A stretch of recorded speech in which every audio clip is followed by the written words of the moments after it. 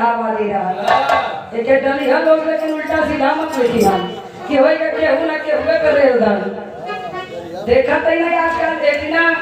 ओम प्रकाश यादव के कलाकारन का मान सम्मान है, तो लोग मेहनत करत हुआ, मेहनत करके खूब कमा। सब चैनल मजाक का बात हो रहा कुल काट के और उल्टा सीधा मत निकल कर, बाकी खूब पैसा कमा, कोई प्रॉब्लम ना हमन के। खूब मेहनत कर, खूब कमा, में से कोई प्रॉब्लम चाहो ना करी, खुश रहा लोग का खुशी होती है।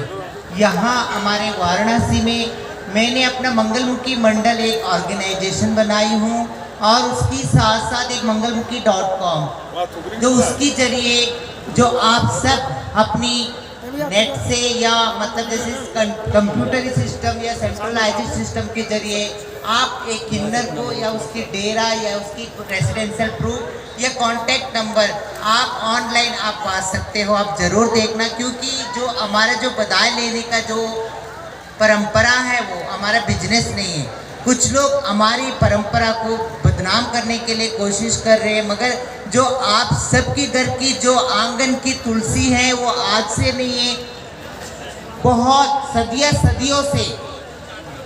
जब हमारा राम जी को, भगवान राम जी को भी हमारे मंगलमुखियों ने लोरी दिए थे।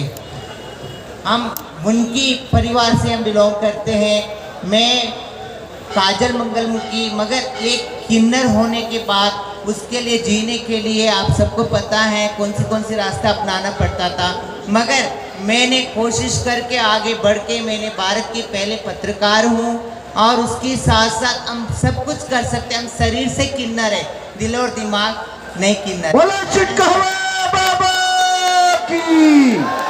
धन्यवाद धन्यवाद, बहुत बहुत मंगलामुखी जी यहाँ के। हाँ जी, मुझे बहुत हमारे बीच में तमाम गुरुजन आए हुए हैं, उसी में